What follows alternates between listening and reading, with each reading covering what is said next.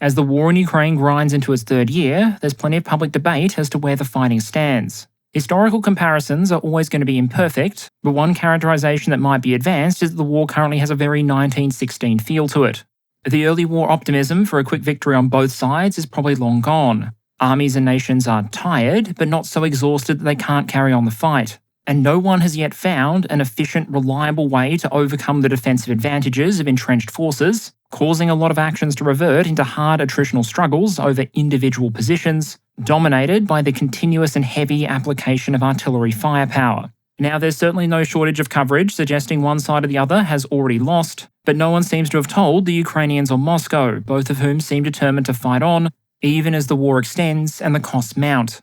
Today, at a very zoomed out level, I want to ask some important questions. Where does the conflict currently stand? Where does the advantage sit, both short and long term? And what are some of the key factors that might shape how the war evolves in 2024? And in doing that, for reasons of time, I'm going to try and focus on new data and new developments. Political will in the West to support Ukraine, for example, continues to be a massively important issue, but it's also one we've talked about relatively recently. So instead, I'm going to focus first on the current fighting and ask whether it represents a new phase in the war as we've seen it. Then I'm going to look at how the fighting and the status quo compares to both sides' stated objectives, in part to try and answer that amorphous question of who, if anyone, is currently winning. Then I'm going to give quick overviews of some of the driving factors that we might expect to influence how the war goes in 2024. Economics, war production, supplies of critical systems like artillery and ammunition, and also the capability, quality, and training pipelines for the two forces. Then I'm going to package that all together to make some tentative observations about what we might see in the coming year. Okay, so my goal in this video is to focus mostly on recent developments and projections. But I do think it can be difficult to understand how the current fighting fits in terms of the overall progress of the war, unless you frame it against the perspective of the phases that have come before it. You can think of Phase 1, at least as I define it, as the initial Russian offensive. The rapid assault in the south that partially worked, the push towards Kyiv, which very much didn't, and finally Syeverodonetsk and Lysychansk. Phase 2 then was probably the era of Ukrainian counteroffensives, when the Russian military was exhausted, undermobilized, and vulnerable. The phase included the dramatic Kharkiv operation and probably ended with the liberation of Kherson. Phase 3 then would be the era between the liberation of Kherson and the beginning of the Ukrainian 2023 offensive. This is the era of the battle for Bakhmut, the growing prominence of Wagner and a number of other Russian PMCs, and a transition to a more slow-moving, attritional style of fighting. The cost, of course, was the prodigious expenditure of material and human resources, including the tens of thousands of prisoners and professionals that would serve in Wagner PMC. Something which may have indirectly contributed to that strange intermission that everyone likes to forget, the Wagner road trip towards Moscow, which began in perhaps the most unexpected way possible and ended in perhaps the most predictable way possible. That bizarre side plot over, Ukraine retook the initiative in mid-2023. This was the much-telegraphed push intended to go first towards Tokmak and then south towards the Azov Sea.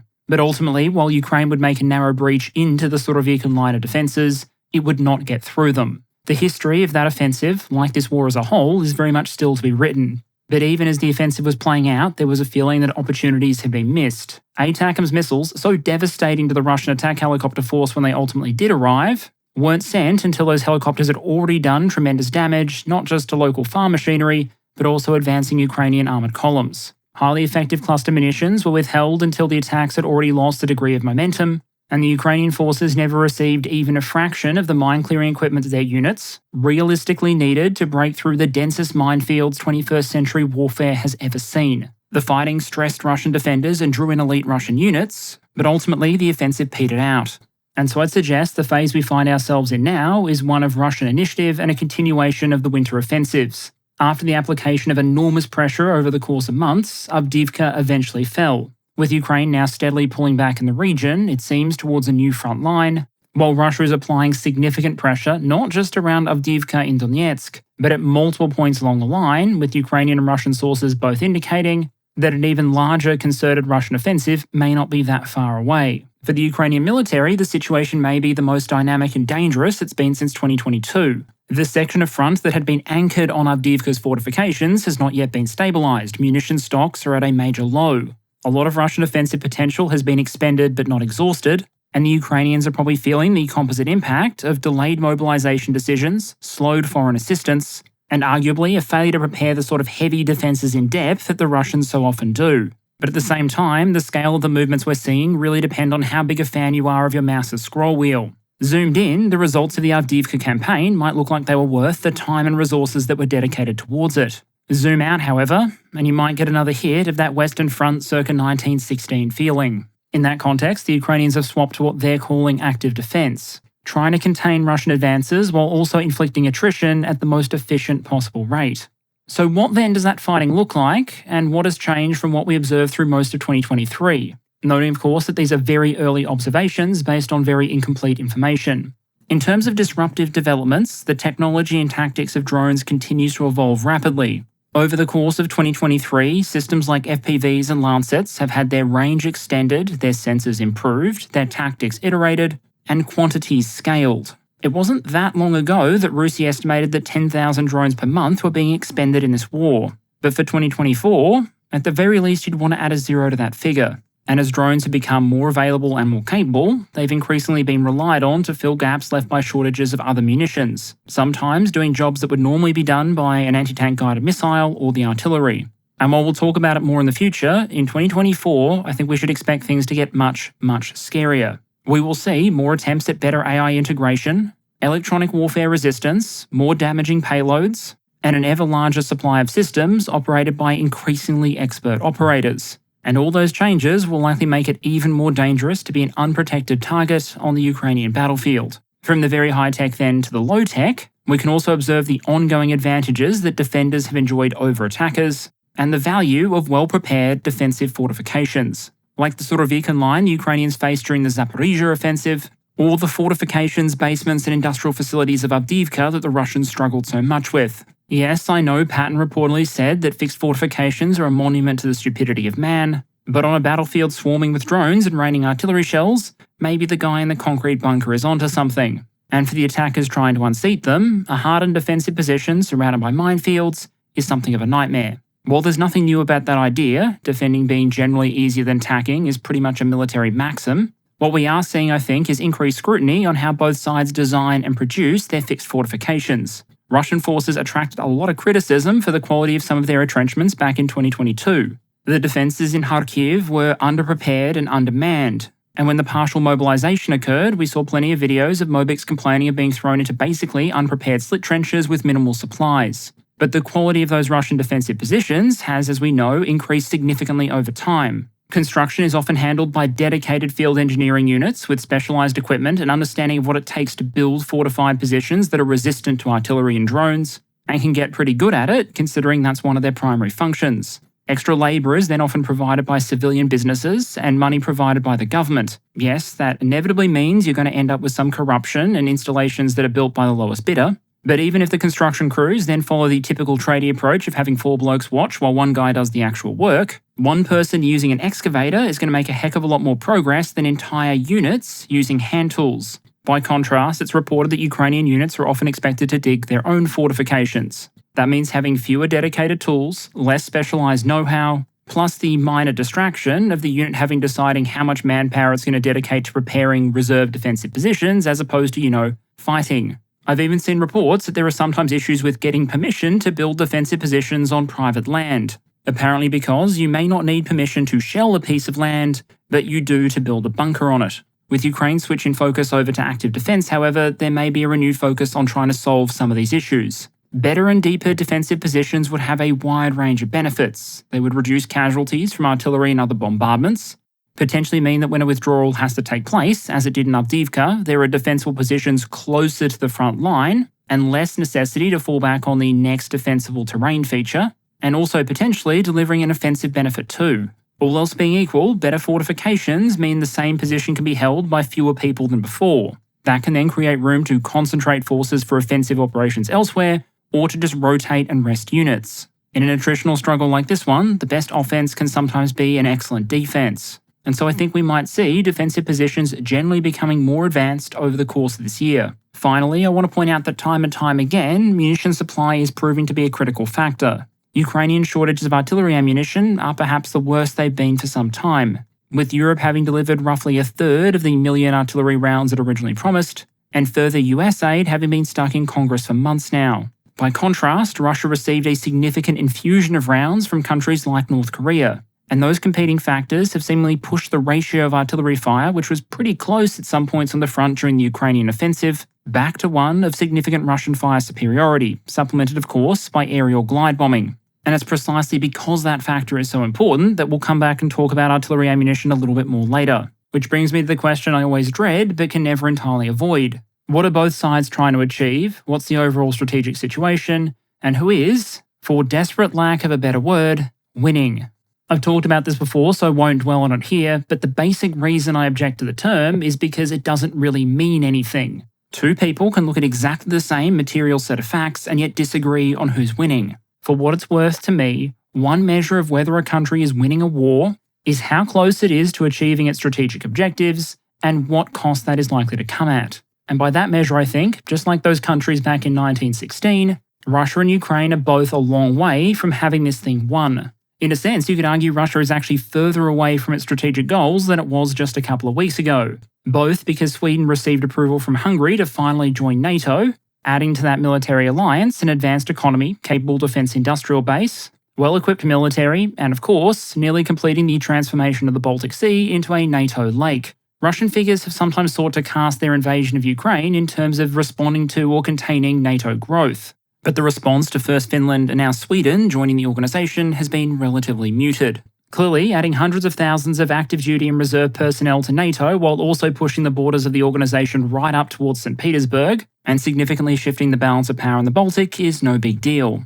Meanwhile, if you are inclined to listen to Dmitry Medvedev, an activity that should probably come with a warning label, then he's been recently publicly suggesting that to achieve its objectives in Ukraine, it wouldn't be enough for Russia just to occupy Donetsk, Luhansk, Zaporizhia and Kherson, but also to go on to Odessa and Kharkiv, Ukraine's second and third largest cities, and also the capital Kyiv, because that worked so well the first time. Medvedev may also have given veiled hints at a regime change objective in Ukraine, reportedly saying, quote, "This regime must fall, it must be destroyed, it must not remain in this world," end quote. Now, no matter where you're from in the world, even if you're from Russia itself, you probably understand the instinct, the desire to just ignore what Dmitry Medvedev says. It could be empty boasting, a deliberate public attempt to apply pressure, or simply an attempt to publicly play the strongman. But there are two reasons I'd caution against writing off Medvedev's statements entirely. Firstly, because he's not a nobody. He's the former president, the deputy chairman of the Security Council, and the chairman of the United Russia Party. And secondly, because if you read his statements, there's also a sort of twisted logic to them. As he puts it, Russia has to go to Kyiv because the threat to Russia and Ukraine comes from Kyiv. And if you define threat to mean any government that isn't particularly keen on Russia seizing Ukrainian territories, then to an extent he's probably correct. The only realistic way in the foreseeable future that you would get a pro-Russian government in Ukraine is if the Russian military put them there. And the only reliable way to then prevent them developing a Mussolini-style relationship with a nearby lamppost would probably be for the Russian military to keep them there. But even if you could argue that made sense for Russia as a strategic objective, you'd also probably have to recognise that Avdiivka is a very long way from Kyiv, literally and figuratively. So while Russia may have battlefield momentum, short of a complete Ukrainian military collapse, they're still arguably a very, very long way from achieving their stated objectives. Meanwhile, for Ukraine, officially its strategic objectives remain the same, including the removal of all Russian troops from internationally recognised Ukrainian territory. And with that massive gulf between Ukrainian and Russian objectives, the prospect of a negotiated settlement in the near to medium term is probably very low.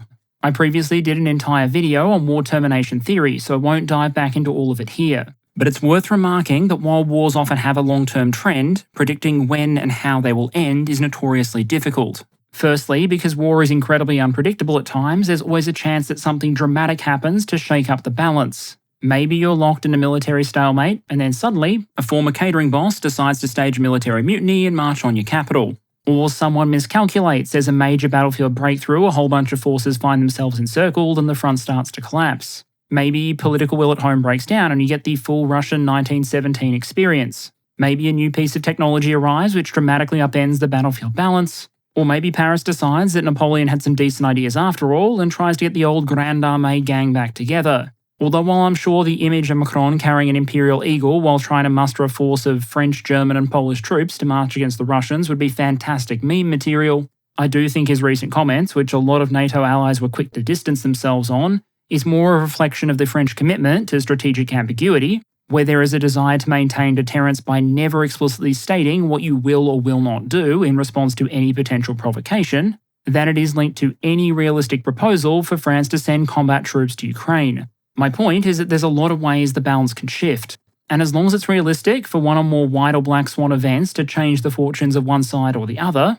I would be very, very cautious from a historical perspective of being quick to declare that any side has actually won a conflict. But in the absence of some serious disruption or sudden end, the natural tendency for a lot of wars is going to be to continue in an attritional fashion until one side is either incapable of continuing any further or decides that taking the peace being offered is less painful than continuing the fight. Asking which side has the combination of resources and will necessary to hold out the longest might give you a clue as to who's more likely to win in a long war scenario. And critically, I'd argue, while controlling territory is usually going to be valuable, historically it can be a very flawed indicator of who's winning. At the time Germany effectively surrendered by signing the armistice in World War I, it controlled far more territory than it did at the start of the war. But Germany very clearly hit the point of exhaustion and collapse before the Entente did, and the rest is history. So as tempting as it would be, doing a proper assessment probably means looking at more than just lines on a map. Instead, you might want to talk about politics and willpower, which we've discussed before and I won't revisit here,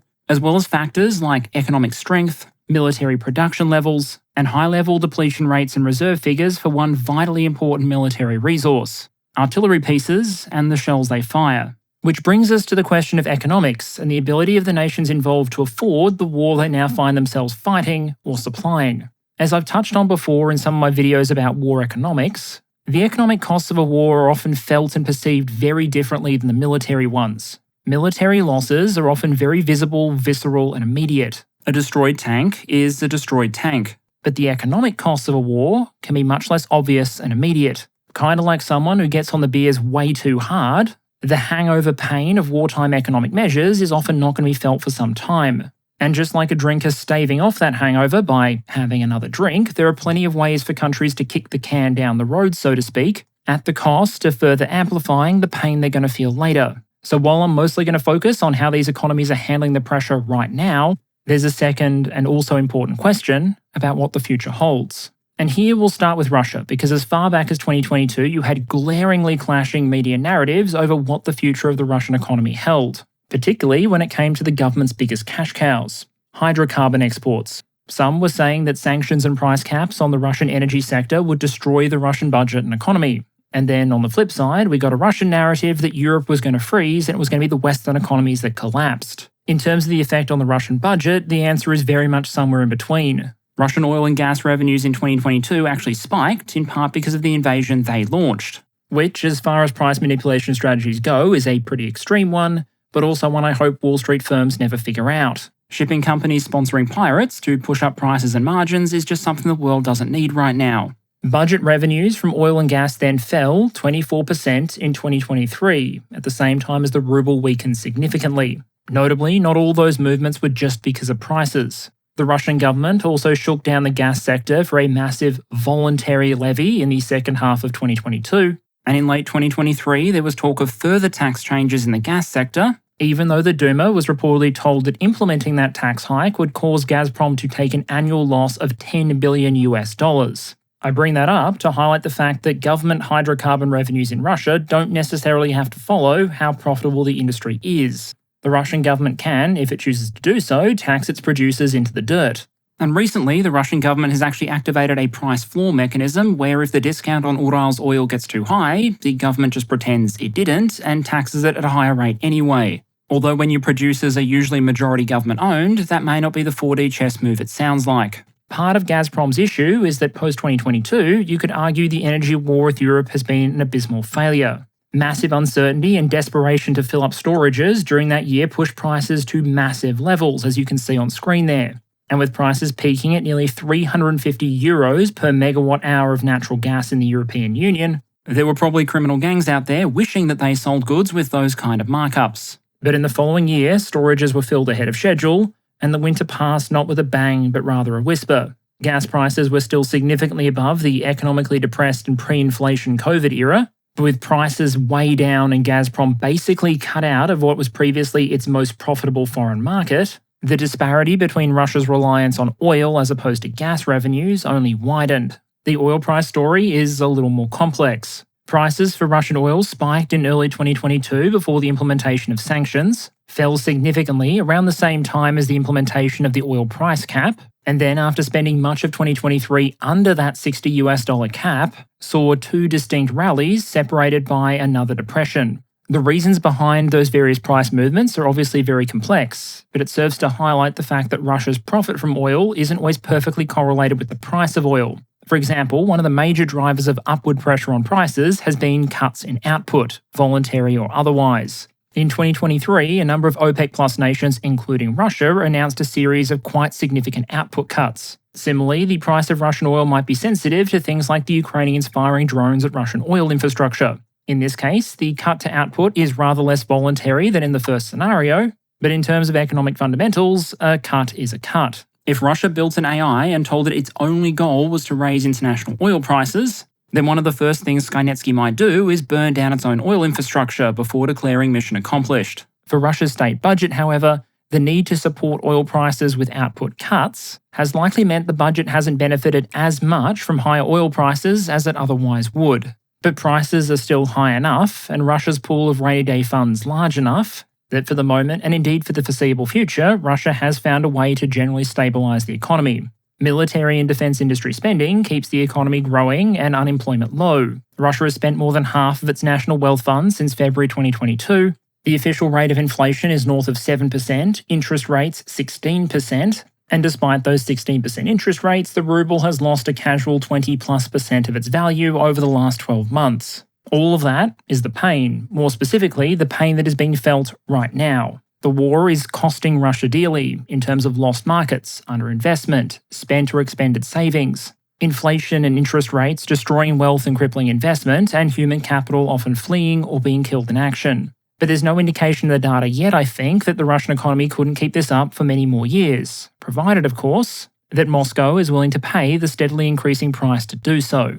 Nor are Ukraine's various allies economically on the ropes themselves. There's a huge amount of variation country to country within the Eurozone, but as a whole, the bloc did manage to avoid recession in the most recent data, while inflation is now much more under control. The US economy is arguably in even better shape. Real GDP growth in 2023 was about 3.3%. Inflation has fallen from a high of 9% in mid-2022 to 3.4% now. Unemployment is low, and the economy has benefited from taking over part of the energy supplier role for Europe from Russia. The country, like just about all nations, still suffers from significant issues. But in terms of economic firepower to potentially deal with issues like Ukraine, the US still has a lot in the tank. And in a major way, the Ukrainian economy probably relies on that fact. International organisations have generally assessed that the Ukrainian economy rebounded somewhat in 2023. Having collapsed about 29% in 2022, it regained about 5% in 2023, while inflation is reportedly now below 5%. Like Russia, however, to a great extent the economy is being sustained by wartime spending.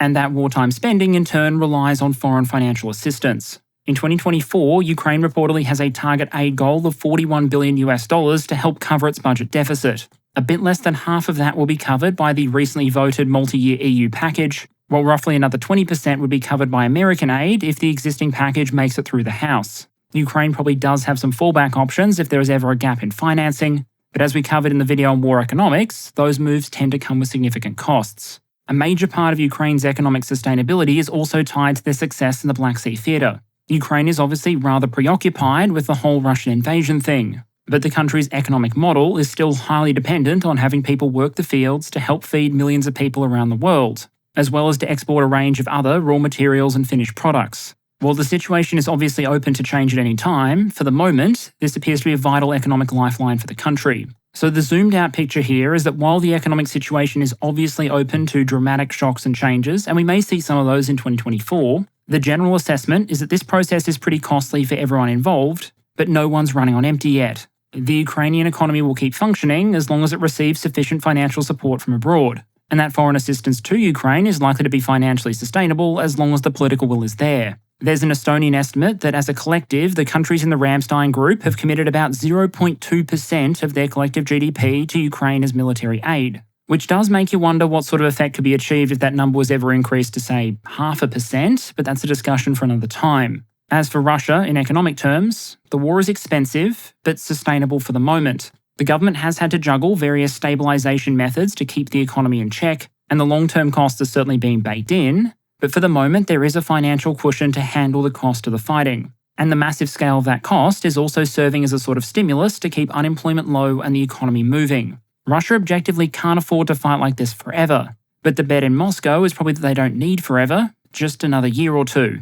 As for what happens to the economy after the war spending stops, well, that's probably future Russia's problem. But for now, the more pressing question is probably how effectively the Russian-Ukrainian allied economies can convert their underlying economic capability into military output. If you're a platoon trying to hold a trench line and you have a choice between boxes of ammunition on one hand and a massive GDP you get to brag about on the other, well, no one ever stopped a tank assault with a macroeconomic statistic. By many measures, the Russians were probably much faster and much more decisive in spinning up their war economy than Ukraine's allies have been. As I covered in a previous video, 2022 probably only saw relatively modest output spikes. But by 2023, both defence spending and defence industrial output were increasing significantly. And a late 2023 estimate by the Estonian Ministry of Defence was that Russia was now spending about 1.3 trillion rubles per month on war-related expenditure. In 2022, the reported figure for the entire year was 5.5 trillion. A lot of that will obviously go into salaries, operational costs, making up for inflation, and compensating for the broader devaluation of the ruble, but a lot of it will be translated into production. We'll probably dive into this issue more in the future, but for now, let's just try and give you a headline picture. A February estimate by RUSI is that Russian industry has now spun up to the point that it's delivering about 125 tanks and 250 armoured vehicles to the military per month, meaning that, in those elements at least, Russian output has now reached the levels Medvedev said they were already at in March 2023. Note, however, there I said delivering, not building, with about 80% of Russian armoured vehicle deliveries not being new vehicles, but older ones pulled out of stockpile, maybe given some modernizations and sent back into service. That reliance allows Russian industry to deliver vehicles in significant numbers, but it also imposes at least 3 significant limitations. It means they probably can't go much faster on the creation of entirely new vehicles without heavy investment in new facilities with long lead times, that they can't keep this up forever as good quality vehicles in storage start to become rarer, and thirdly, that they're going to struggle to maintain quality. At Avdiivka, we have images of Russia using and losing ancient models of the T-62, with half of the most recently registered losses at time of recording believed to be the 1967 model, with no explosive reactive armour and no obvious significant upgrades. And these things weren't being used as self-propelled artillery, they were being used as part of tank units for assaults. Relying on the reactivation of stored vehicles allows Russia to provide vehicles in quantity, but it means that quality is going to be significantly tied to what's left in storage. And if what you have in storage that can be rapidly reactivated, trained on and deployed happens to be an ancient model T-62, then that's what goes. But that dependency doesn't take away from the sheer amount of equipment that is being delivered in the here and now. Putin claims the defence industrial base has added hundreds of thousands of new jobs, extended its work week, extended its hours, and generally moved over to much more of a war footing. If we look at production estimates in one of the most important categories, that is artillery ammunition, then the best estimates we have for Russian output figures are significant, although still probably short of where they want them to be. Per a RUSI report, Russia internally assesses that they need about 4 million 152mm and 1.6 million 122mm rounds in 2024. That's not counting MLRS ammunition, mortar ammunition, or even other artillery calibers like 130 or 100mm. And it brings home just how fires-intensive the Russian way of war is. Against those requirements, Russia expects to produce about a third of the 152mm it needs and about half of the 122. These figures, I'd argue, present really a mixed bag for Moscow. On one hand, it means that Russia is producing more 152mm rounds than Europe is producing 155. It means that when you factor in the fact that Russia is still estimated to have a stockpile of about 3 million main caliber artillery rounds and to be able to source somewhere between 1 and 3 million rounds from North Korea, that even if North Korean deliveries can't continue at the same rate in 2024, provided Moscow is willing to run its artillery storages well below the red line, there's probably enough ammo there to give the Russian army what it says it needs for the course of 2024. Beyond that, however, again barring any foreign deliveries, things get a little more dicey. The deeper you go into storage, the worse quality the rounds are likely to be in, and as a result, the harder and more dangerous the restoration process is likely to be. Further, so far, a lot of the ammunition production ramp-up has been based on using excess capacity. You take understaffed ammunition plants that are running 8-hour shifts 5 days a week, you convert them over to running 24 hours a day, 6 days per week, And quite quickly, you have a lot more output. If you want to go beyond that, however, you arguably end up where the Europeans and Americans were, where you actually need to set up new infrastructure and production lines almost from scratch in order to enable further scaling. To quote from the Rusi report, quote, "The Russian MOD does not believe it can significantly raise production in subsequent years unless new factories are set up and raw material extraction is invested in with a lead time beyond 5 years." Quote. So the bad news for Ukraine there is that Russia is probably going to be able to amp up its rate of fire in 2024. The silver lining, by contrast, is that unless something dramatic changes or Russian allies step up in a big way, Russian ammunition availability might drop back again in 2025 onwards. The switch over to wartime production levels is also placing a variety of pressures on the Russian DIB. Certainly, the system has become massively more flush with government funding than it was before February 2022. But at the same time, input and labour costs have been doing their best to keep up with the increases. With more than 1 million Russians fleeing the country and many more being drawn into the military, competition for labour has been fierce. To give just one example here, reportedly back in December 2023, an artillery propellant factory in Kazan took on about 500 new workers. There were plenty of advertisements for things like night shift work to help make sure the lines were running constantly. And as the plant's director noted, all the new hirings and changes had pushed the average monthly salary at the plant from 25,000 rubles to 90,000 rubles. Even accounting for both the devaluation of the ruble and an increase in hours worked per worker, that is a massive increase in the cost of labour. And to a significant extent, part of the problem here is that the Russian government is locked in a vicious competition for labour with the Russian government. The demand for labour in the military is massive, meaning the Russian Ministry of Defence is now offering payments of something like 200,000 rubles per month for those willing to join the military and go to Ukraine. That means the overwhelmingly state-owned defence sector needs to increase the amount that it is offering in order to attract people into the factories rather than into uniform. Obviously, your odds of dying in an ammunition factory smoking accident is lower than your odds of becoming a casualty in Ukraine, so they don't have to pay the same amount. But if factory pay means everyone goes to the factories, not the military may increase its pay offer, causing the factories to increase their pay offer, causing the military to increase its pay offer, leaving the Russian state budget effectively bidding against itself for a finite pool of available labour. An interesting side note here is the extent to which all of this war spending is arguably changing the economic and social fabric of Russia. Yes, obviously, very significant numbers of individuals from largely economically depressed areas are becoming casualties in Ukraine. But for those that are surviving or those that are choosing to work in the factories within Russia, the number of high-paying accessible jobs available to them is increasing significantly, de facto serving the function of a very weird wealth transfer program. As one Levada Center poll found, 5 to 6% of those surveyed who, quote, previously did not have enough money to buy consumer goods like a fridge, now have moved upwards towards the middle classes, end quote. So in a sense, Russia's wartime economy has arguably created a new degree of social stability for impoverished people in Russia, provided you're willing to accept a non-zero chance of death if you take the MOD option. At the same time, the Russian economy is arguably looking more and more Soviet by the day. Workers in the defence industrial base often can't refuse increases in their hours or number of working days, and the wider economy is now dependent on hydrocarbon revenues and budget deficits to fund an increased level of military spending. And even with that level of military spending, there's no guarantee that Russian defence production companies are actually profitable. In 2023, Russia's United Shipbuilding Corporation, which accounts for the overwhelming majority of naval construction in the country, effectively went bust and was placed under the control of VTB Bank. Which means that yes, somehow a state-owned weapons manufacturer had found a way to go bankrupt, selling weapons to the government during a war. The chairman of the new board of directors who came in to clean up the mess didn't mince his words on just how bad the situation was. Andrei Kostin reportedly said that almost all USC contracts with customers were unprofitable, that the company had huge financial problems, and I can only assume had massively outdone itself in terms of fraud, incompetence, or both. Because Kostin indicated the company did not have a single reliable financial statement. He specifically says that a lot of the problems that USC faced were not unique to the shipbuilding sector, that the company had relied too much on foreign manufacturers until there were sanctions, that they hadn't developed core competencies domestically, and that now they had serious problems. Specific examples he cited were engine availability both in aviation and shipbuilding. And this is not the only example of part of the Russian defence industrial base that has gone bust or had to be restructured or parted out over the course of this war.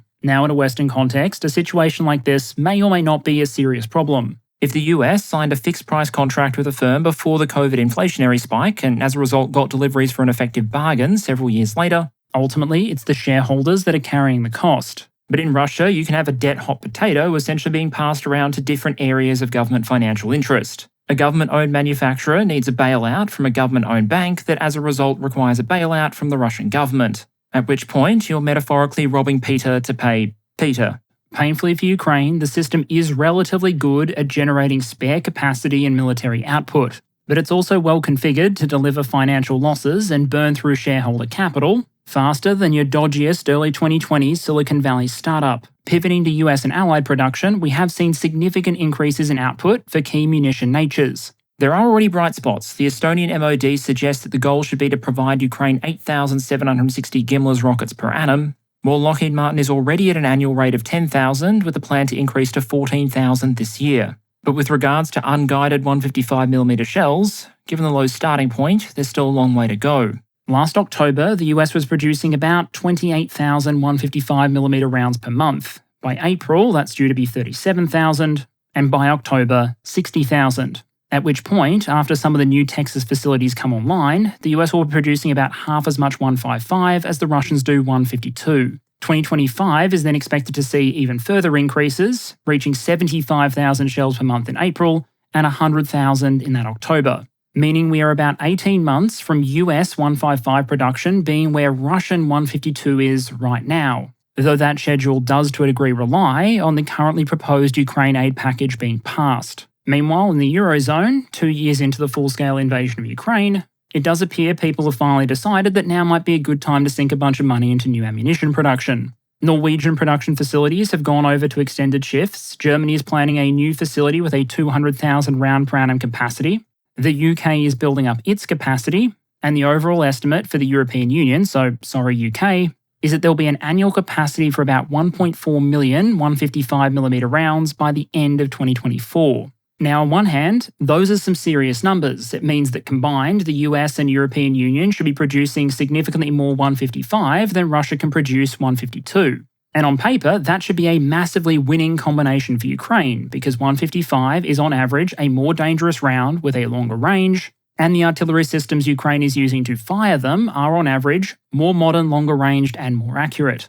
Provided, of course, that Ukraine receives the 1,500 to 2,000 replacement artillery barrels that it's estimated to need every year. And those figures probably give you some understanding of just how many Russia might need. Back to shells, however, the problems are probably threefold. Firstly, funding and investments need to continue to flow to make sure that capacity comes online in time, which may also require regulatory changes. Secondly, a lot of European ammunition production continues to be exported to countries that are not named Ukraine. That may be good for business and very profitable, but there might be a policy question there as to whether or not companies should be required to prioritise Ukrainian orders. And then finally, there's the problem that all those lovely figures are for the end of 2024, not the start. If all of these investments had started in early 2022, they would already be online. But they weren't, so they aren't. And in the here and now, US production is still anemic and Europe is more than 500,000 rounds behind on its target deliveries to Ukraine. But Russia is pushing Ukraine hard in the here and now, grinding forward on a number of fronts, taking new positions, and capitalising on Ukrainian supply issues.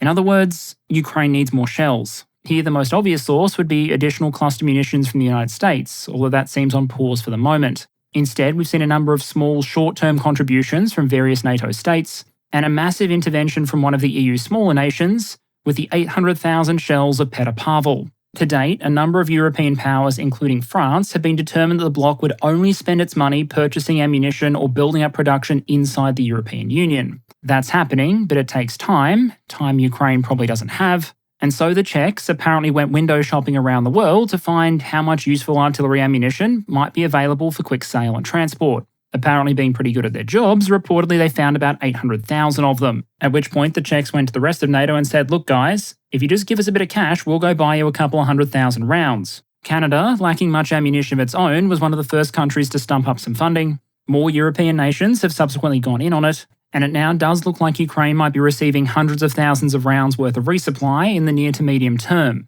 Even if 500,000 rounds eventually arrived, it wouldn't solve the underlying issue.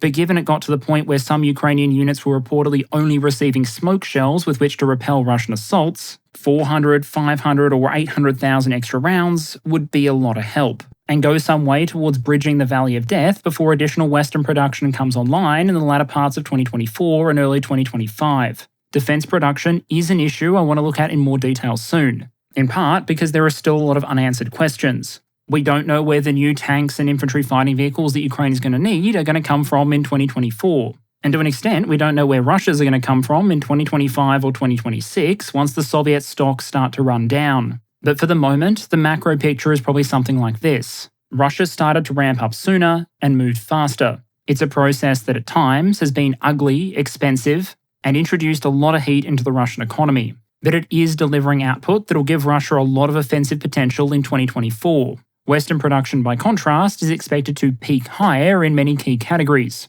The Western nations already have massive advantages for production rate for things like air-launched cruise missiles, guided MLRS munitions, aircraft, helicopters, you name it. They're also planning to catch up in traditional areas of Russian strength, like basic artillery ammunition. But delays in getting started means that production is in many cases uncertain and months or even years away. The flip side of production, however, is consumption. If you're outproducing your opponent 2-1 but losing equipment at a rate of 3-1, then your material advantage may not be putting you on the path to victory so much as just drawing out the pain. It is hopefully uncontroversial to say that Russia has a significant material advantage over Ukraine. But hopefully it's equally uncontroversial to say that Russia's offensive successes have generally been based on being willing to expend ammunition, material, and manpower at asymmetric rates. Pro-Russian sources often talk about how much more artillery ammunition they're firing, or how many bombs they're dropping, or how many tanks they're deploying compared to the Ukrainians, which does provide some evidence that Russia has a lot of that stuff to use,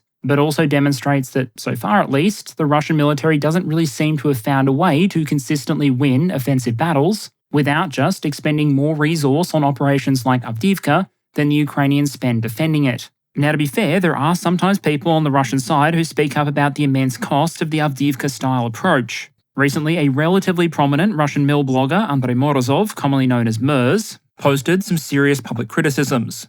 Morozov had been active alongside the so-called separatist forces back in 2014-15. Basically, like Girkin, this guy was a true believer in every sense of the word. But he was deeply critical of the Avdiivka operation. He said that since October, Russia had lost 16,000 troops and 300 armoured vehicles trying to take Avdiivka. Numbers that, at least in terms of armoured vehicles, align pretty closely with visual confirmations. He praised the Ukrainian command for, as he put it, skillfully pulling out of Avdiivka, and said that in the best case, Ukraine may have lost a third as many troops as Russia did. He made a number of criticisms about how the operation had been conducted, suggested that a large criminal case be opened against those responsible, and openly lamented that rather being investigated, the commanders responsible for a lot of this had instead, quote, already been appointed heroes, end quote. So here you have a loud, public, and potentially accurate set of critiques, implying that something would have to change in the future to prevent the Russian army grinding itself down with Avdiivka-style battles. Obviously, that didn't gel particularly well with the official Russian narrative, and so there was some very predictable backlash. According to him, units that he was linked to were threatened with being cut off from vital supply if he didn't delete his posting, and then, a few days later, the reporting came out that he'd shot himself. Truly, the whole thing just seemed like a masterclass on the Russian MOD school of thought when it comes to dealing with these sort of issues. Why deal with criticism when you can just deal with the critic, even if that doesn't do anything to undo the losses suffered or prevent more in the future? The reason those losses matter is because while Russia may be materially advantaged and has been through the entire war, there is a massive difference between having lots of stuff and infinite stuff. And so if you have a Russian strategy built around shelling sequentially every position in Ukraine before marching to Kyiv on a road made entirely of destroyed tank hulls, it's important to assess Russia's ability to keep up with that rate of hardware attrition. And so I want to do a little bit of that now, focusing on one of Russia's most important equipment storage categories, artillery. Noting, of course, that that sort of analysis always comes with caveats. The first being that running through your storage of something doesn't mean you've run out of that thing. Instead, and this can apply to any equipment category, what happens is Russia might become supply constrained, where their ability to use a weapon or deploy a system is limited to the number of them they can produce or obtain from abroad. With the flow-on caveat obviously being that not all systems are produced in similar rates, or at all. Some systems, be it Sukhoi 34s or T-90Ms and BMP-3s, are going to be in current production. But other systems, things like MiG-31 and A-50, are not, making them basically irreplaceable pieces of archaeotech for the modern Russian military. The same issue applies to the vast majority of the artillery system types we're about to look at. Small numbers of modern SPGs are currently in production, but the towed systems, most of those haven't been produced in decades at this point. So to give some figures, recently YouTuber Covert Cabal worked with Twitter user HiMarsd to publish updated Russian artillery storage figures based on satellite images of Russian storage bases. I'll link that video in the description along with my thanks for them doing the very tedious counting involved, and I've included the resulting table on the right there. At a top level, they estimated that Russia started the war with about 19,000 pieces in storage, and that since that point, more than 9,000, about 9,300 pieces, have been removed. Extrapolate that out in a straight line manner, and you end up with Russia running out of towed artillery in storage sometime in 2026. But for a variety of reasons, I'm not sure we should be making that sort of straight line projection here. Firstly, artillery loss rates haven't been straight line over time. So the question is, what timescale should you then use for projecting future losses and consumption? Noting that using the loss rate from the last 9 months might give you a very different result from using the last 24. The second point is that different systems are being pulled out of storage at very different rates. And so logically, some things are going to run out before others. And in one case, according to that Covert Cabal dataset, it's already basically happened. Pre-war, they estimated that Russia had more than 2,300 heavy towed mortar systems in storage, a figure which fell slightly in the most recent data to 44. That obviously matters because not all these systems do the same job or use the same sort of ammo. If you want to do long-range bombardment, no number of short-range mortars is going to solve that problem for you. And if you want to give smaller infantry units access to at least some degree of organic indirect fires, well, you probably don't want Private Conscriptovich cruising around near the front line in a 40-ton self-propelled gun. At least, not unless you really want to lift morale among Ukrainian FPV drone operators. Then you probably have to ask, of the thousands of pieces that are left, how many are in good condition, and how many have instead been parted out or had their barrels stripped. I've seen imagery of some bases, for example, where a number of the self-propelled guns have visibly had their barrels removed, presumably because it's easier to strip an old barrel than manufacture a new one. Now, an accountant might argue that the barrel is not the most expensive piece of a self-propelled gun, and so maybe in these cases Russia still has 90% of an SPG in storage. But I think it's fair to say that for artillery, the barrel is a fairly mission-critical component. And so I imagine Russian troops in Ukraine would much prefer to receive guns with functioning barrels, as opposed to those who've had them removed. Finally, I'd add the questions of caliber and quality. And unsurprisingly so far, Russia has overwhelmingly been pulling out the more modern equipment in the more useful calibers, and leaving most of the weird, wonderful, and truly ancient in the storage yard. The side effect of that, however, is that the average age of what's left has been increasing so quickly that it makes South Korea's demographics look young and vibrant. About 9% of what's left are those M46s, which is a 1950s era gun firing a 130mm round that has a decent reach, but isn't particularly easy to find these days. What doesn't have good range are those weapons in that D20, D1 or M30 category. Because while the D20s are at least Cold War designs and are presumably been the ones that come out first, D1 was a fantastic 152mm howitzer when it entered service in 1943. With an on-paper maximum range of 12.4 kilometers, less than half of what Russia's more modern self-propelled 152s can achieve even with standard ammunition. Plus, I wouldn't recommend trying to load modern Russian 152mm into a gun designed to use World War II ammunition. The M30s are even older, with the first guns being produced in 1939, and the newest production guns being the better part of 65 at this point. So Russia is probably on the long-term path to a quality problem. But the key point is probably this. If you assume all of that equipment is operational, Russia probably has enough guns left on paper to keep pulling them out at current rates through 2024 and 2025. But the supply of good stuff in the right calibers is much narrower. And so well before that point, if nothing dramatic changes, what you should see is a major drop-off in the quality of equipment being reactivated. We have already seen literal Russian propaganda footage of them using the D1 Model 1943 howitzer. Although disappointingly, the video doesn't include any footage of them raiding a museum for the ammo for this thing.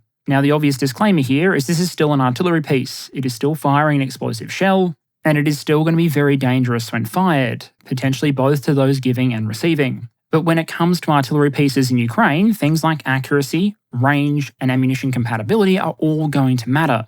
If you have to get closer to the front line because you're using a World War II era artillery piece, well, then you might both not be able to hit longer-ranged enemy artillery pieces like the M777s, while also increasing the odds that you lose pieces and crews to enemy drones that can operate relatively close to the front line. Plus, if these older systems are less accurate, they might need more ammunition to achieve the same effect on certain targets. So while there might be some use in pulling out guns designed in the Stalin era, Russian troops would probably prefer something much, much less retro.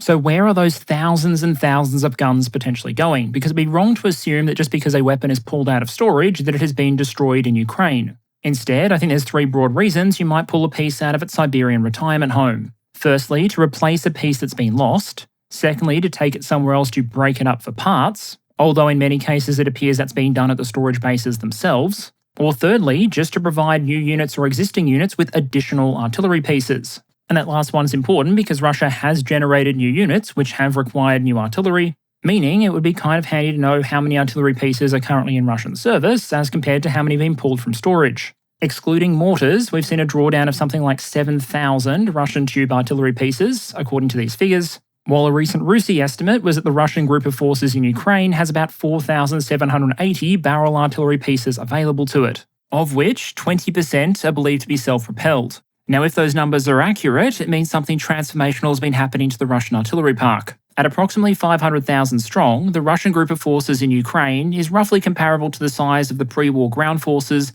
airborne forces, and naval infantry combined. And yet on these figures, even if we assume that RUSI is excluding all the same systems I did, like the 2S9 self-propelled mortars, the Russian group of forces in Ukraine now has less than half the self-propelled artillery pieces that the Russian military had according to military balance pre-invasion. The decline from 2,185 pieces available overall to 956 pieces in Ukraine is even more interesting when you account for the fact that, based on that covert cabal data, even when using months-old data in some cases, it looks like more than 1,200 self-propelled artillery pieces have been withdrawn from storage. The Russian military, by contrast, now has thousands more towed artillery systems available in Ukraine than it did at the time of the invasion. But the implied increase there is thousands of pieces short of the number we've seen disappear from storage. There's probably too much risk of an apples to oranges comparison here to be truly confident, but I bring it up to illustrate an overall trend, where thousands of pieces are disappearing from either side of the ledger, and the Russian artillery park is changing from being majority made up of, in some cases, relatively modern self-propelled artillery systems, to the point where often much older, simpler towed systems now outnumber their more advanced self-propelled cousins many times over.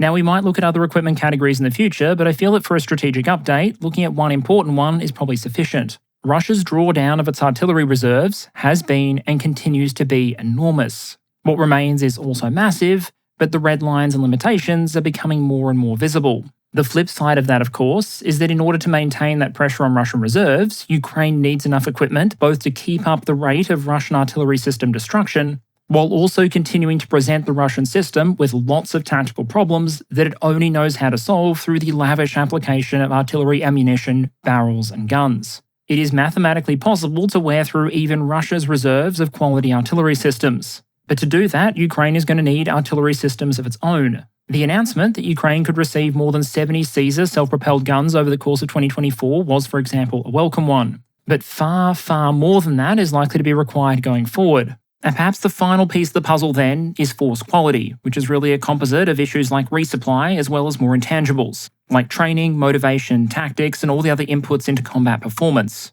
Victory in warfare isn't always a question of just having more men and materiel, sometimes it's a genuine skill issue. And so if we're going to try and project the future, we should probably try and assess how the forces are currently performing. Going back to all bling no basics in 2022, my contention was always explicitly that the Russian army wasn't shit necessarily. It was just at the time being asked to execute a pretty shit plan for which it was very poorly designed. The effectiveness of its theoretically massive resources were undercut by underinvestment in critical areas and of course issues like corruption. But what we've seen over the last 2 years is the Russian military revert to fighting in a way that it's more comfortable with, at the same time as it tries to regenerate its quality. A key part of that has been investing very heavily in increasing training capacity. The Estonian Ministry of Defense estimates that Russia can now train about 130,000 troops every 6 months into coherent units if not disrupted. That means more units being sent as whole units after having the opportunity to train as a unit, and fewer people being pushed forward with minimal training as gap fillers just to make up for critical losses. But whether that capacity is enough to sustain or improve Russian force quality in the long term ultimately depends on how many casualties they're taking. The more people you lose, the more replacements you have to rush to the front, and the less opportunity you have to build offensive combat power. There were, for example, some Russian POWs who surrendered in Avdiivka in February who claimed to have been recruited in January. And I don't care whether you're Russian, Ukrainian, or a bloody space marine, not even the finest, most montage-worthy training regime on the planet is going to turn a raw recruit into an elite operator in 2 or 3 weeks. In the cold arithmetic of war then, there's usually going to be a break-even point where training capacity isn't sufficient to keep up with the casualty rate without sacrificing quality. According to the Estonians, accounting for the fact the training pipeline has to supply more than just the fighting in Ukraine, that break-even figure is about 50,000 killed and wounded in action per 6-month period. More than that, and they estimate quality will degrade over time unless training capacity increases, while fewer than that might mean more scope for better training and more capable Russian units when they finally deploy. The Estonian document doesn't provide an equivalent figure for Ukraine, but it's worth noting that Ukraine's allies helped train about 100,000 Ukrainian troops outside the country by the end of 2023. It notes that existing European training efforts for Ukrainian troops have been relatively cheap, at about €3,500 per soldier trained. But the training efforts in 2024 should probably focus more on training up additional Ukrainian staff officers and also providing unit-level training. So battalions, or even perhaps brigades, are able to practice operating as a unit before they actually go to the front lines. That kind of training would be more expensive and take longer, but could have a noticeable impact on force quality going forward. But training capacity informs trends, it doesn't tell us how effective and capable the forces are right now. For both the Russian and Ukrainian forces, you could cite both areas of strength and weakness. The Russian force is very good at preparing defensive positions, laying minefields, applying a massive amount of firepower, and sustaining offensive operations and regenerating units despite significant losses. But they also seem to have a vast array of problems as a force, many we've examined before, that do tend to culminate in outcomes like losing 16,000 troops, taking a town with a pre-war population of 32,000. At the same time, the Ukrainian force still has serious drawbacks of its own: overly bureaucratic processes, shortages of capable and talented officers, problems with equipment care and maintenance, ammunition storage, and a lot of officers who are still influenced by a very Soviet style of thinking. Now, the problem with assessing relative force quality, obviously, is you have all these factors that might be pointed in different directions. And so an analytical trap that people might fall into or deliberately embrace is that if you want a particular outcome, you just focus on those factors that favour your side and conveniently gloss over or ignore those that favour the other. The truth, however, is far, far more messy. The Ukrainian and Russian forces both have massive qualitative variations between their own units, let alone between each other. Both have advantages in areas of strength, as well as sometimes crippling weaknesses. But balancing it all out at the aggregate level, one statistically has to have an advantage when it comes to overall troop quality. That concept shouldn't be alien to any force that embraces a Soviet or post-Soviet way of war. Russian commanders, for example, are meant to lean heavily on statistical calculations to help them make decisions. The number of shells of a given caliber necessary to neutralize or destroy a given type of position is statistically defined, and calculating the correlation between your available force and means and your opponent's is meant to provide a by-the-numbers approach to defining when you should attack and what the result will likely be. As Grau and Bartels note, the system is meant to take account of a variety of factors, including, quote, quantity and quality of systems, quality and training of forces, terrain, morale, activity, and combat experience, end quote. Meaning, awkwardly, if you wanted that system to spit out accurate results, Russian officers, operating against Ukrainians, would have to consciously make the decision to account for potential Ukrainian superiority in motivation, training, or experience. But given the number of Russian attacks we see launched with no apparent purpose and very limited chance of success, it may be that that system is either being ignored or is being choked by incorrect information and bad calculations. But the observation I would make at the very zoomed out level is that for all the balance of strength and weaknesses, it's hard to explain how this war has gone if you don't model in a Ukrainian advantage in troop quality. For example, we know that Russia has had a massive material advantage over Ukraine. We can also be very confident, based on a range of data inputs from visually confirmed losses to storage area drawdowns to the evolving nature of the equipment being used, that Russia has lost a metric shit ton of equipment. We can then impute in turn that Ukraine is losing a lot less equipment overall than Russia is, not just because of the visually confirmed loss data, but because, quite simply, if Ukraine had lost as much equipment as we're pretty confident Russia has, it would have basically nothing left and the Ukrainian military would have collapsed a long time ago. The very rough overall ratio of roughly 3-to-1 that we see explains pretty well the way the war has evolved, while the fact that when we've observed Russia trying to take defended Ukrainian positions, like Avdiivka, They have only been observed being able to do so through the massive expenditure of artillery ammunition, material, and manpower at grossly asymmetric rates, whereas when Ukraine threw itself into the Surovikin line, it was able to achieve small incremental gains while having nothing like the manpower and material superiority that Russia has enjoyed elsewhere. Does, I think, leave us with a tentative observation we can make about force quality, and that is that man for man, tank for tank, shell for shell, the Ukrainian military has just been better than the Russian one overall through this war. And while the qualitative gap has varied between units and over time, I think it might be a key part of explaining why this war has gone the way it has, despite the numbers involved. So where does that leave things overall as we head towards 2024's campaign season? And here I want to go back to observations I made in early 2022. At the time, I contended that Russia and Ukraine were more closely matched than it might appear, and that we were probably looking down the barrel of a long struggle. And for better or worse, that probably still holds true, and we're likely to see both more offensives from Russia and Ukraine before this is all over. You can stress test that proposition by looking at the alternatives that Ukraine or Russia have already essentially won, noting that both narratives are, in their own way, probably useful for Russia. The Ukraine has already lost narrative is useful because it suggests there's no reason to send additional support to Ukraine because it won't make any difference. But for that to be true, you'd have to believe both that Russia's current offensive approach can be sustained long enough to deliver them a decisive victory, and that secondly, there are no factors in play that could foreseeably shift the balance. The first proposition is hard to prove one way or the other, but it's also hard to imagine Russia getting to Kyiv one Avdiivka at a time. Meanwhile, the second point is just demonstrably untrue because time and time again we've seen the correlation between equipment supplied and battlefield impact. Meanwhile, the alternative characterization that Ukrainian victory is inevitable because it's an army made up of perfect, motivated super soldiers takes pressure off Ukraine's allies to supply it with the material it almost certainly needs, and doesn't explain why Russia is able to make incremental gains when its advantage in material and munitions becomes too great. While there are 100 different factors that could change the path of the conflict in a dramatic fashion, I think probably the most realistic assessment of the current balance sits somewhere in the middle. Russia has an advantage in material sufficient to allow it to go on the offensive in 2024, but not so advantaged that it's likely to be able to collapse the Ukrainian military and win a victory in 2024.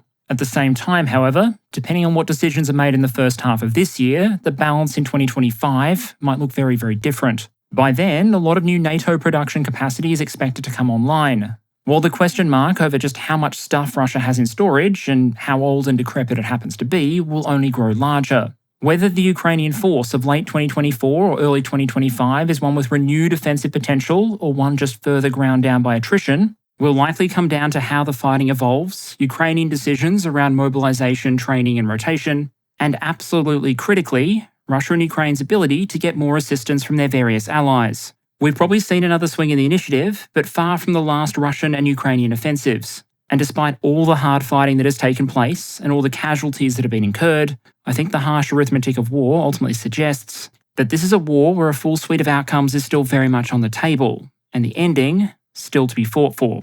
And okay, channel update to close out. Firstly, thank you for those of you who voted for this topic in the topic poll recently. This was a narrow winner, but a winner to be sure, and I always appreciate a chance to respond to that kind of feedback. I generally rely on Patreon votes to shape the pipeline of work I'm developing, but sometimes when I'm trying to work out what to prioritise in a given week, it's helpful to get a quick steer from the wider audience. Going forward, I don't expect my approach to covering Ukraine to change very much, because ultimately, I don't just think it's strategically significant in global terms, I also think it's important. I'll probably do a general big picture update like this one every couple of months, jump in if there's ever a major development, and also often use it as an example when I'm talking about specific systems or areas of development. Basically, I want to focus on saying something when I think there is something valuable to say, while leaving the rest of the channel's bandwidth dedicated to other global or defence economics topics.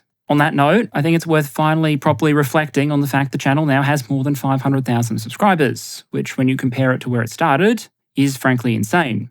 I didn't start doing this kind of content because I expected it to take off, and every day since then, I've continued to be amazed with what the response has been. The existence of this channel as you currently see it owes a lot to those of you who come back again and engage week after week. To those who go even further and support the channel on Patreon, who are basically the reason I'm able to dedicate the time to this that I do, and the many, many people behind the scenes who contribute to making the channel what it is, the heroes who do the sound work and subtitles, the experts around the world who have been happy to field the occasional question or provide information on background, which is often key to building my confidence in the material I go ahead and publish. I ultimately don't know what will happen to the channel in 2024, But especially in the context of that incredible milestone we've just passed, I am genuinely thankful to all of you for a chance to find out. Thank you, and I'll see you all next week.